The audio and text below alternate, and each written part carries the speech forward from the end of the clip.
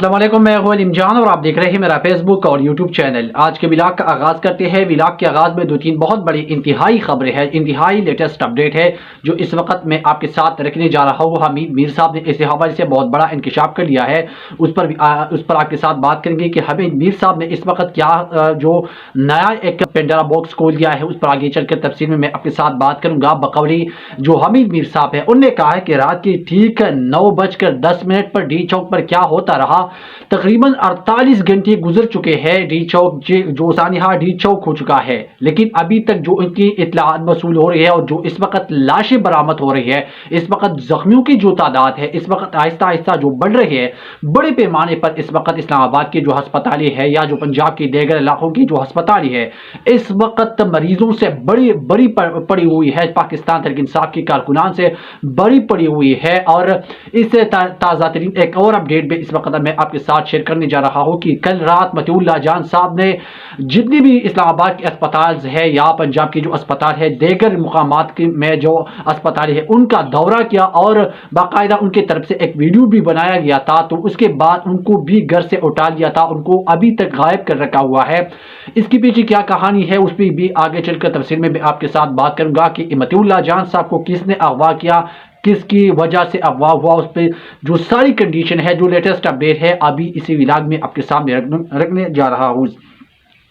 اس میں قطع حمید میر صاحب نے جو یہ ولاگ ریکارڈ کیا ہے اور اپنی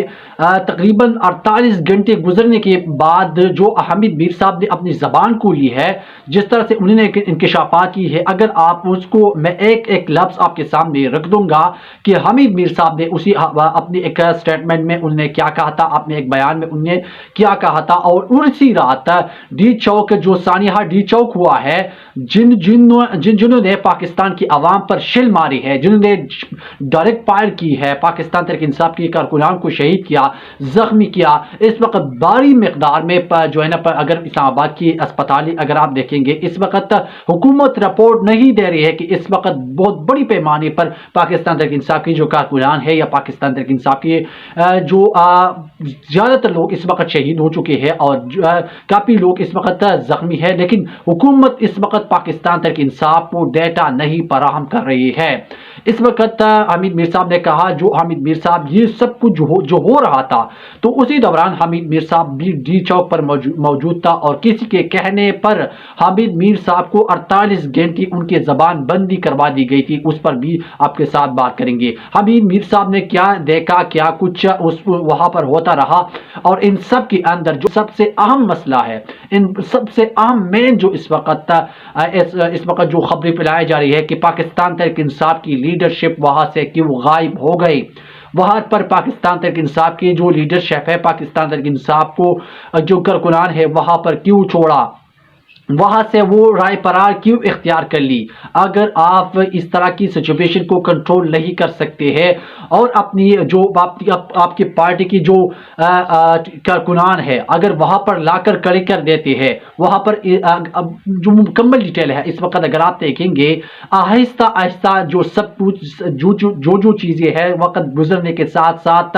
مسلسل منظر عام پر آ رہی ہے، اور اس وقت جو ڈیٹا اکٹھا کیا جا رہا ہے، تقریباً حمید میر صاحب کے بیان کے مطابق کہ 100 سے زیادہ لاشیں اس وقت غائب کر رکھی ہوئی ہے،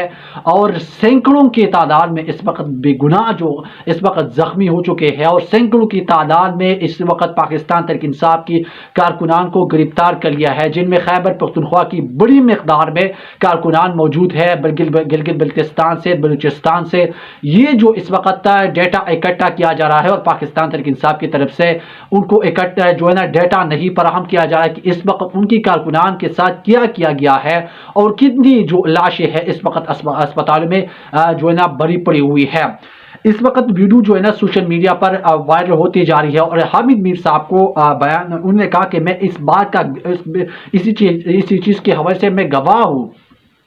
کہ ڈی چوک پر 9:10 بجے پر جس طرح سے فائرنگ کی گئی، موجودہ جو حکومت ہے، جو پارم 47 کے ذریعے آئی ہوئی حکومت ہے، اپنی عوام کے پر جتنی فائرنگ کی، جتنا ظلم کیا، جتنا ستم کیا، ان کے بقول ان کے مطابق کہ انہوں نے کہا کہ میں ایک لمحہ تو میں یہ محسوس کر رہا تھا کہ میں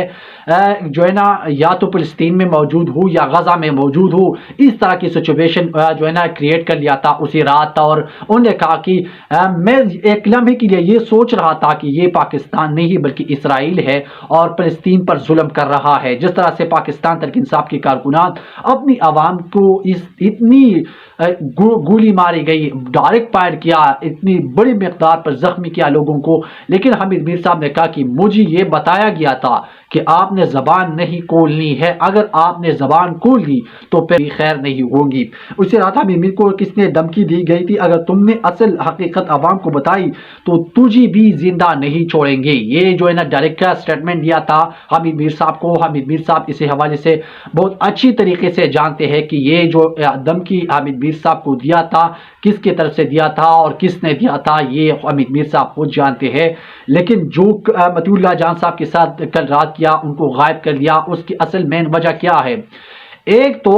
مطیع اللہ جان صاحب نے کل رات ہسپتالوں کا دورہ کیا، اور کیونکہ واضح طور پر وہ ایک جرنلسٹ ہے، وہ ہسپتالوں میں بھی جائیں گی، جدھر پاکستان عوام کی ضرورت ہوگی تو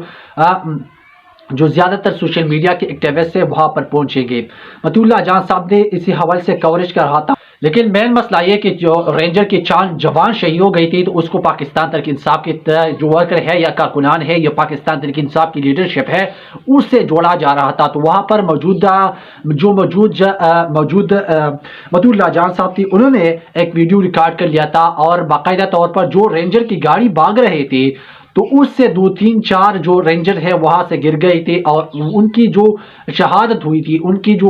فوت ہو چکی تھی تو اسی واقعے سے ہو چکی تھی۔ لیکن موجودہ جو حکومت ہے وہ پاکستان تحریک انصاف کی سے ریلیٹڈ یہ جو معاملہ ہے ان سے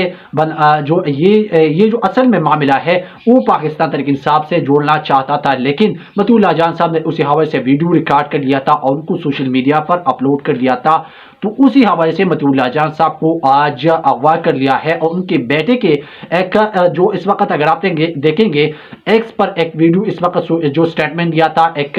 تحریری بیان دیا تھا کہ اگر جو میرے بھائی یا میرے جو والد صاحب ہے ان کا قصور یہی ہے کہ انہوں نے حق اور سچ کا ساتھ دیا اور حق اور سچ کے جو راستے میں کھڑے ہو گئے، اور انہوں نے کہا کہ انہوں نے حق اور سچ کا جو علم ہے وہ عوام کے سامنے رکھ دیا، تو اسی حوالے سے میرے باپ کو غائب کر دیا تھا۔